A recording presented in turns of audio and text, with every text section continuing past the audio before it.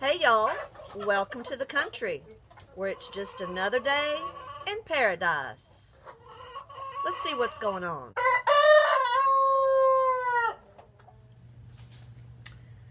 Hey y'all, welcome to my kitchen on this last day of 2020. Yes, December 31st. So tomorrow will be January 1st, and I'm going to make some of one of my grandmother's recipes. She called them pecan puffs.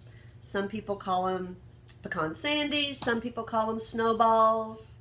They're the little round cookies that puff up and have pecans in them, and then you roll them in powdered sugar after they've cooled off. And I haven't made any this year. Usually I wasn't home at the beginning of the Christmas break, and I need to make some for some gifts. So I'm making a double recipe today, but I'm going to give you the recipe for just one batch.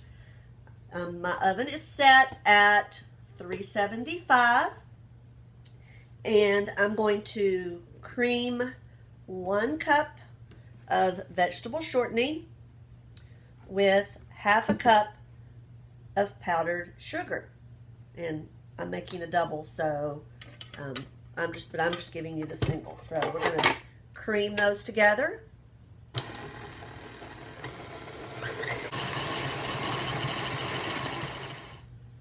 Okay, so my sugar and my shortening is creamed together really, really well. It looks kind of like frosting. The powdered sugar goes in really easy. If you've got a heavy-duty mixer, like a stand mixer, like a KitchenAid or something like that, you can usually do a double recipe because the bowl is big enough. But if you're using just a hand mixer, you can do it. But I would suggest just doing one recipe at a time. All right, so now I'm going to be adding 2 1/4 cup flour. And I've got that mixed with half a teaspoon of salt. And I'm going to add that to my mixture and get that going here. Spoon. And I just put it on low, and I don't dump it all in at once. I just put it on low, and I add my flour here to my mixer. If you have one of these pour shields like I do, that really helps minimize your mess. A lot of it done, and it's starting to come together. Then I can add the rest of my flour there. Then I'm going to be adding 1 teaspoon of vanilla for one recipe. I'm doing my double, so I'm going to add 2 teaspoons of vanilla. And then 3/4 cup of chopped pecans. I'm just going to go ahead and add, since I'm doing my double. And I'll just chop these up in a little mini food processor. Just going to dump all those in. And I'm just going to let this go and mix. Bring you around so you can kind of see. And it's just going to come together and form a ball.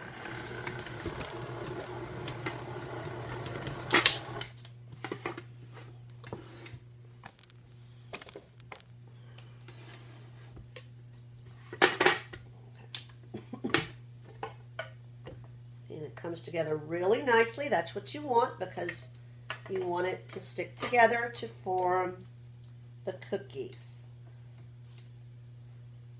Now, if you don't have to use pecans if you have nut problems, nut allergies. I make them. My sister makes them without pecans because she can't eat. She and some of her family members can't eat them. You can use walnuts. You could do pistachios. Pretty much any kind of nut like that in it.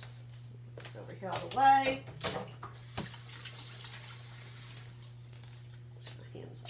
All right, so my dough has all come together.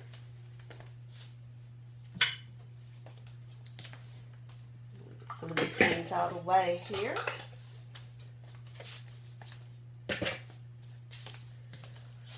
Now, I like to use these air bake aluminum pans. They've got a layer of air in them.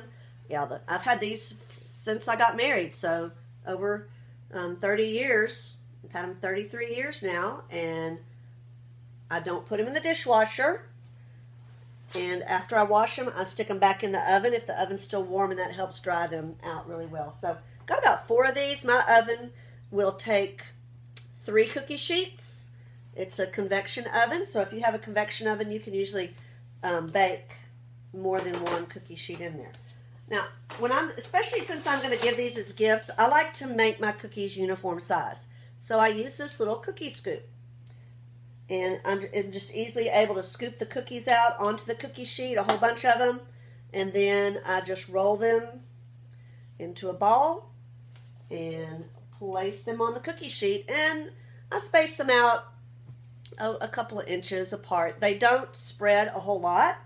So if you need a cookie that's no eggs, no dairy, this is a really great cookie. So I'm going to sit down and get these all rolled out, and when I get ready to put them in the oven, I'll show you what I've got. Okay, so I have all my cookies rolled out, and a double recipe made 83 cookies. So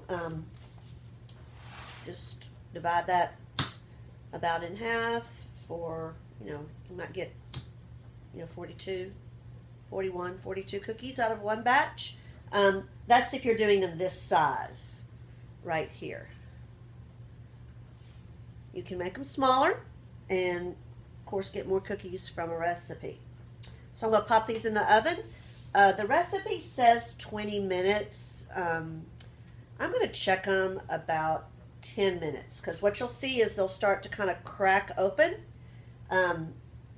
You don't want them to burn, and if you use a non-stick top cookie sheet, it's going to get brown on the bottom first. So you might want to check, lift up and check. And once they're starting to brown on the bottom, they're done.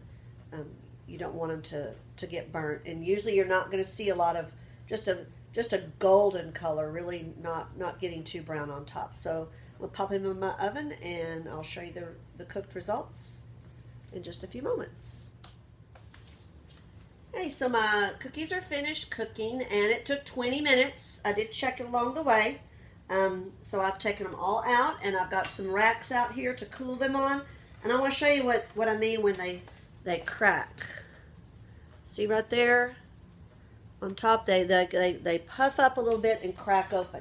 Now, these are super hot because there's a lot of shortening, a lot of fat in these cookies.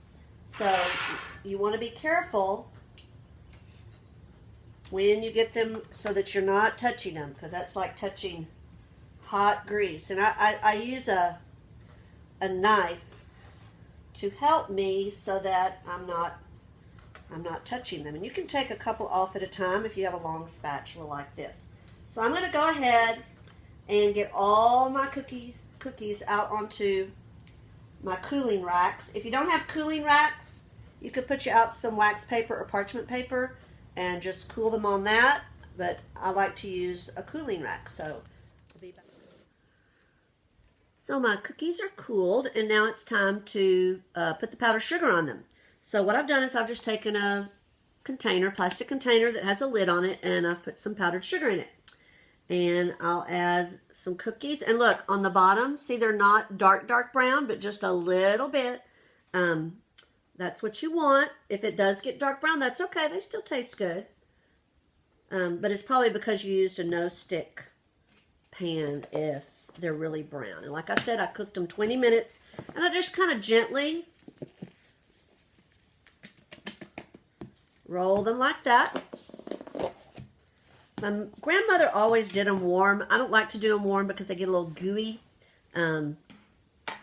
So what I do is I have these little mini muffin liners, and they are the perfect size for these cookies. So then when you eat the cookie, you have a little something to let the powdered sugar and the crumbs fall in.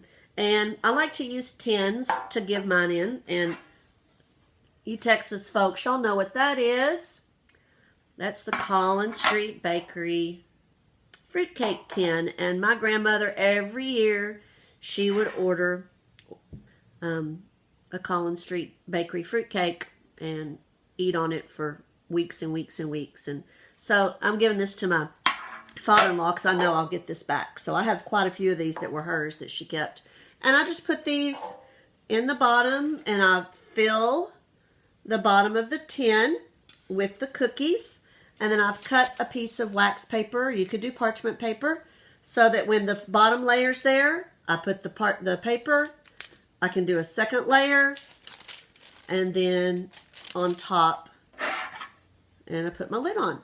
And these will stay good for a long time, couple of weeks, in a tin or an airtight container.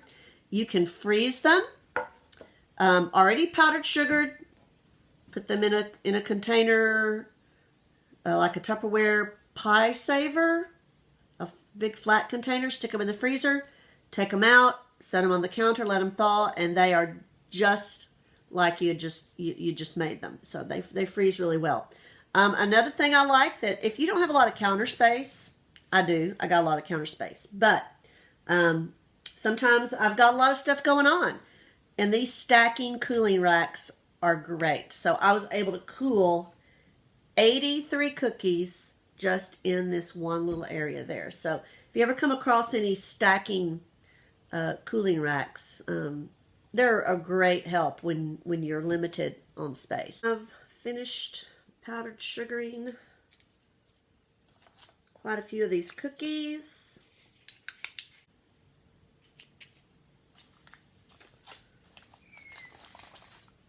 So 2, 4, 6, 8.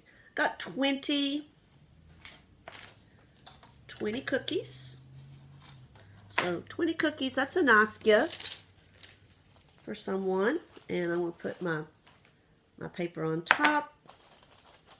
This one's going to be a little tight. And there we go, ready to go. I'm going to powder sugar. Oh, there's one little lonely one by himself up there. We don't want him to get lonely. So let's see how these taste. Here. All right. Let's see here.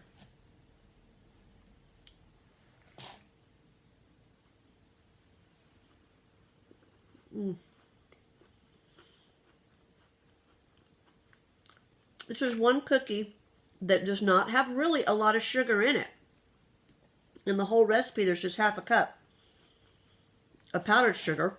And of course, you can control what goes on the outside. Some people add cinnamon to their powdered sugar. That makes it more like a Mexican wedding cookie. This is very similar to that. So, yeah, you could just sit there and eat the whole thing. I could. So good. So,